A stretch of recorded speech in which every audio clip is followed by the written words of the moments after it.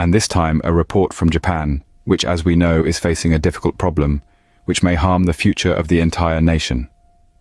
Officials define it as the most serious in Japanese history.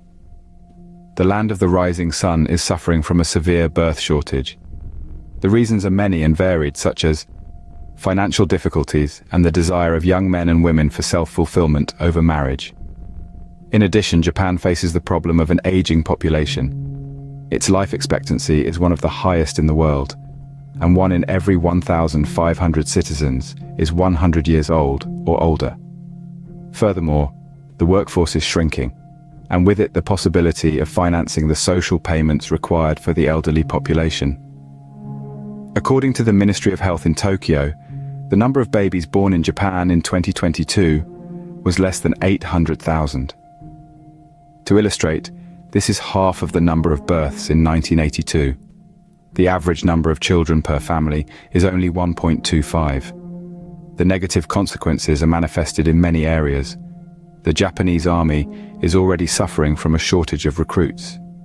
There is also a large shortage of hundreds of thousands of blue-collar workers.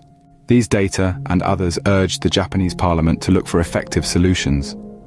Following a huge study carried out as a co-production of the Ministry of Health and the Central Bureau of Statistics in Japan, critical information was found.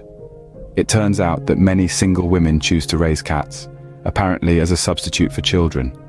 For this reason, starting last September, the government instituted an emergency regulation prohibiting the breeding of cats among unmarried women whose age exceeds 25. The penalty for violating the regulation may reach up to 10 years in prison and a huge financial fine. Animal rights organizations, along with feminist organizations, were shocked by the new regulation, which they called a decree suitable for the dark ages. They jointly petitioned the High Court of Justice and turned to the international community for help.